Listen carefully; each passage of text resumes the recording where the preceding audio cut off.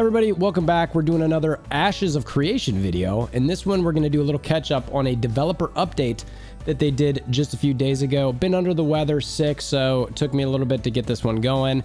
They talk targeting. They do some really cool things, in my opinion. This is specifically range target. They show off the ranger. They ask some questions.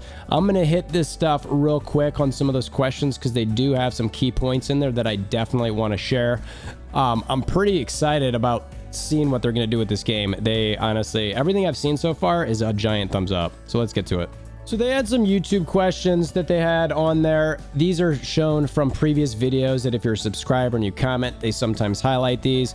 They had one here where they talked about somebody liking the solo play. Is that going to be in game? Steven basically said, look, MMOs are inherently, group games, but they will have some solo stuff that kind of brings that aspect of the game, but it's still primarily a multiplayer game. They mentioned the AMA, Ask Me Anything, that will be coming soon. Look for more details. They did have this photo that they showed, some pretty cool images. I really liked this caravan here. You can see it's armored. Very thematic, just some currency, different items, keys, characters in game. I don't know if that's a pet or something, but I thought those were pretty neat. They also talked about how they had this dev gathering discussion. I did another video on this. Check that out if you like. But basically, I want to hear what your thoughts are about how you protect gatherers versus PvP and that sort of dynamic, because they do want a risk reward in this game. So then they probably got to what I'd call the highlight of the entire update, and that's essentially showing the Ranger update, the range combat. Steven obviously gives a big preface prior to this saying that this is working towards Alpha 2. It is not finished. Keep that in mind. I understand that they always got to do that. One of the things that I really liked about what you can see here, by the way, is just the texture. Everything in game there, it just looks really, really cool. Even the leaves slightly moving with the wind. And keep an eye on that sort of thing as we go through this video. You will see a lot of different atmospherical type things. Fog, the light shining through the fog. It is really, really, really cool. I'm a big fan of it. And again, this is not even at Alpha 2 stage. It's prepping for that. But when they showed this part of it, I just thought it was, I don't know. I really liked everything I saw here, like the way those stones were cut, all those sort of things. So Steven here, who's the creative director on the game, basically funding the whole thing, or at least helping final fund it. The game is paid or funded through completion, which is a good thing. It is a game they are keeping pay to win, pay to convenience out, which I think is awesome. I really like seeing that, given some of the things I've experienced in a lot of games lately. That sort of thing I think is corrupting the gaming industry, and I like that they're going away from it. So in this gameplay that we're going to see here, and we're not going to go through the whole thing, we'll go to some highlights. But Steven's going to show off some of the range combat. He has two different weapons. He's going to have a longbow and a short bow that he shows off. We'll go through a couple of things that he shows off on there. Each, they only are showing 3 different skills in here. I couldn't tell the difference between when you're switching between longbow and short bow. The skills still look the same. And it sounds like there's specs that you're going to have to do that's going to make those a little different, outside of like the longbow is going to be a longer casting but hit harder, and the short bow is going to be something that gives you more mobility, but maybe it doesn't hit as hard. So I like that. And you can see a bunch of the gameplay here, how he's jumping around, and he's in sort of a god mode situation. That's what they're going to have to do in these developments so that they can kind of show things off. We'll go through, I've got the video sped up a little bit, but we're going to go through some specifics in here to talk targeting, because in my opinion, that's one of the things they absolutely nailed with this. You can see like one of the wind-ups here that he uses, I think, with Snipe, where he loads it up. We'll get into that a little bit later. But I like the effects that show around the character. I do hope that they have more effects around your character as you shoot stuff. One of the things that I don't like about a lot of games these days is they have awesome special effects, and especially in MMOs, but they're all in like one spot. So it's hard to see what's going on. So Steven goes up to a Minotaur here and shows it off. And again, notice the atmosphere, the fog moving, the sun is off in the distance. You can see it shining through that fog. But here, this Minotaur, he just gets some nice, cool close-up views of it out in the world. It's pretty impressive. I mean, again, the attention to detail they're doing here.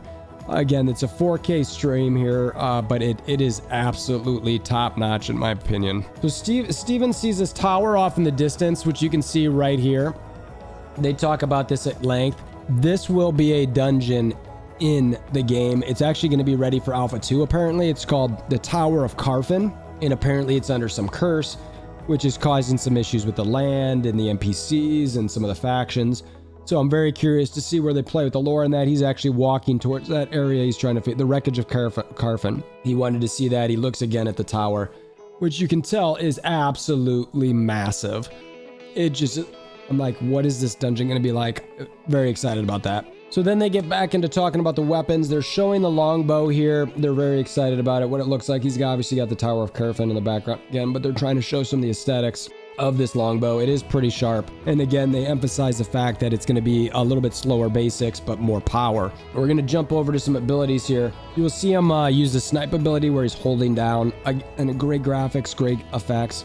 It's a lot harder. You can just sit there and hold it down. Essentially, it's increased damage. Again, I just want to talk about the atmosphere here. Absolutely beautiful. Just the way the light shines through there. I mean, little things like that. I know that the gameplay is more important, but holy cow, you know, just something like that really makes you immersed in a game, and especially with an MMORPG. Love it. So what they're doing here is they are setting this up, this next ability up. It's called Airstrike. Honestly, this is the coolest ability they show off. Essentially, it helps you reposition and does an AoE. But also notice when he jumps up, look at the ground. You will also see some roots come up, which is sort of a nature effect that they talked about. I assume that's something maybe a skill tree, but it helps root enemies in the ground. Super awesome. All right, here we go. Watch this jump up. He leaps up, shoots it on the ground. You can see some of the roots there right at the end. I absolutely love that ability. He keeps doing it here, so we'll see it a few times. Boink. Again, roots on the ground, some nature essence on it. Again, just, I really look forward to gameplay along those lines. If they give you sort of dynamic abilities like that, this will be super, super fun. Just PvP, PvE wise, awesome. So he's about to talk about Quick Strike here, which is the number 2 ability. And you'll notice there's a debuff on the health bar there that he points at just now. Basically, he's asking what that does. Essentially, for that particular ability, it's got 3 charges or 3 uses. Each one hits harder as you use it. So it's best to use all 3 hits to get the biggest burst hit that you can. All right, so now if maybe you haven't been paying attention, and I promised we'd talk about targeting. You've probably just noticed he's been clicking on enemies to attack them, and he sort of locks in on them, or he's been tab targeting, which if you're not familiar with that, maybe you hit the tab button and it just shifts from this one to this one to this one to this one to this one as you hit your tab target, so you can change what you're focused on. There is people who like, you know, that type. There's people who like more the Call of Duty, where it's just like you've actually got to aim and get boom, boom, boom, boom. You got to get those headshots locked in. And if you don't do that right, then you don't hit your target. So MMOs, that's where this discussion comes in. What do you want? Now, besides the tab targeting or click and, you know, be locked in, they have something which I heard him call several times action mode. This is there where you get a directional article, or reticle rather. You can see it. It's sort of hard to see here. It's basically like a target. There's a circle with a dot in the middle, and there's a line here and a line here. And it's just right there. All right, now if you look at this video, and I'll put the link in the description below, but if you go check out this video, you will clearly see it. So this is where the other aspect of targeting is going to be. Now, is this what I was talking about? That Call of Duty, you got to get the headshots in? It's sort of a smart system, and gives you some flexibility, which I personally love. They talk about it a little bit. They show where, see how it changes from gray to red here? Gray, red. So depending where that's at, you can still actually tab target through this, but they specifically state this is a smart system where it will smart target whatever makes sense based on where you're pointed. I think that's absolutely phenomenal. I love it. They later go on to actually talk that Steven mentions that you could still tab target in this mode. You'll see here that he's got the reticle here, and he actually right clicks on this, and you'll see him move away. Well, he'll do it in a second. There you go. And it's still red, so even though he moves away, he's locked in on that target. So a lot of flexibility in this mode. Again, Steven mentions that you can still tab target while you're in this mode. Later, he mentions again that if there are no targets are seen, but you shoot in a general area, and the enemy walks into that spot, you could still hit them. I mean, I started immediately thinking about like shooting over walls, archers, stuff like that. Now, again, later when he mentions some of this stuff, it matters what sort of attack it is, and I'll get into that in a little bit. But I absolutely think that the way they've set this up gives you a ton of flexibility.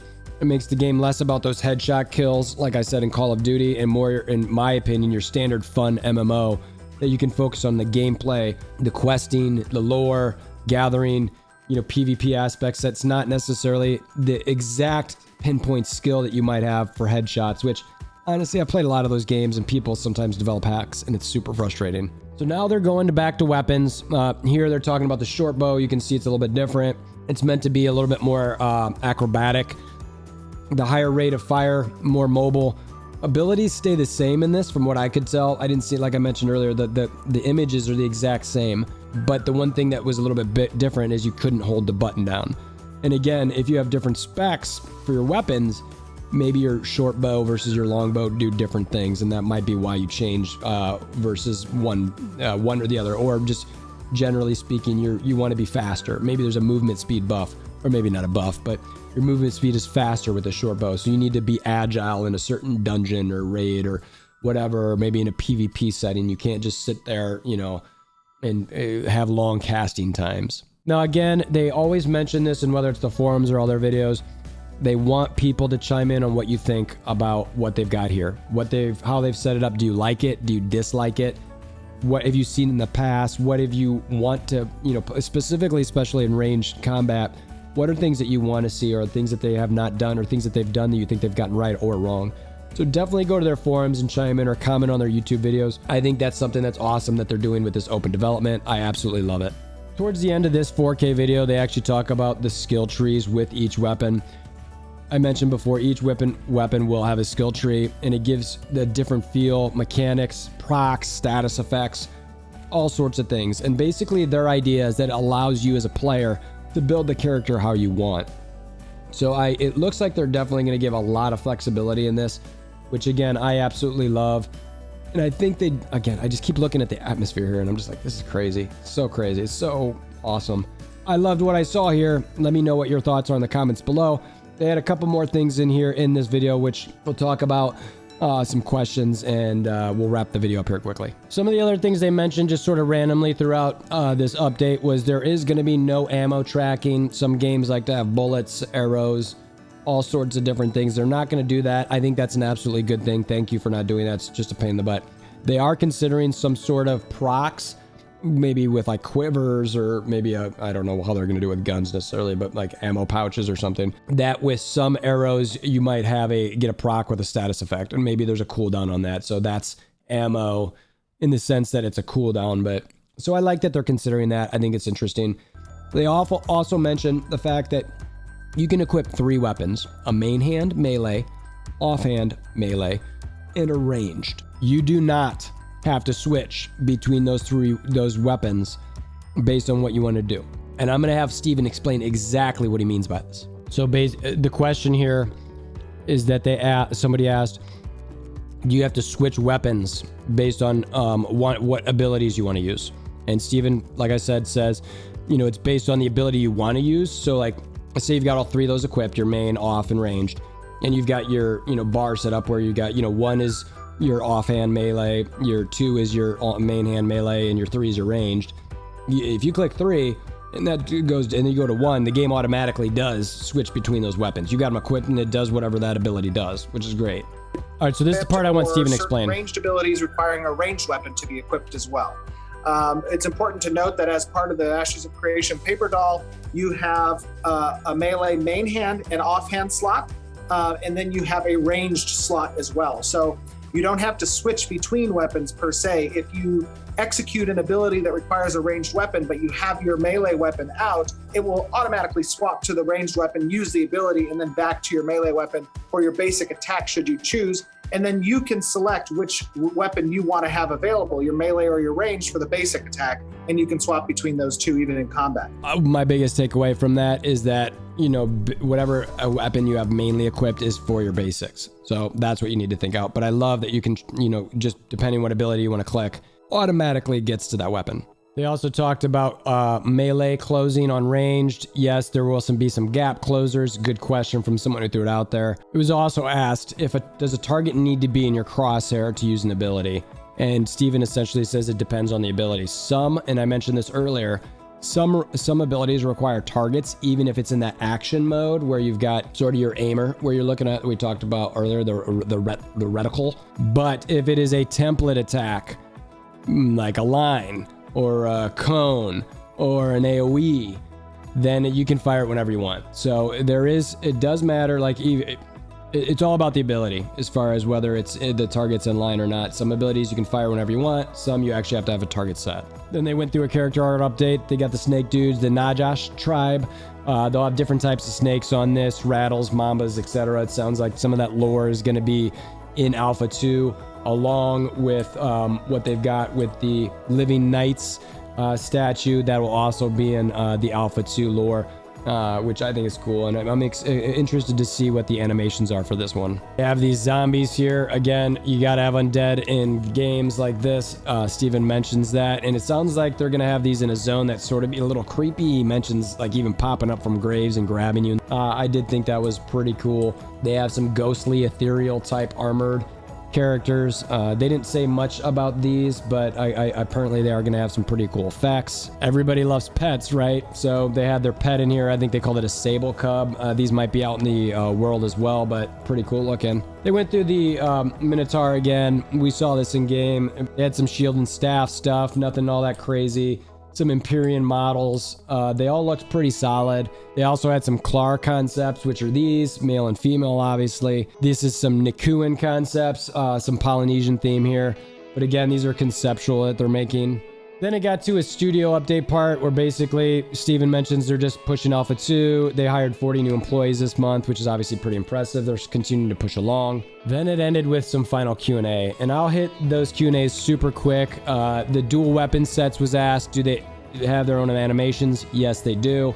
Summoner archetypes have been said to fill the gaps in parties based on role compositions. And somebody asked, what exactly does that mean? Are they pure DPS? Are they a tank? Are they a healer? You know, how does that kind of evolve? Steven essentially says that it depends what you summon, and it also depends what your second build, which we'll get into in different videos, also determines how those can sort of help the party. So it sounded like they were pretty flexible. Somebody asked if weather will affect ships at sea. Yes. Does that mean they have status effects? Yes. Somebody asked about caravans. Why must it just be, destroyed or whatever?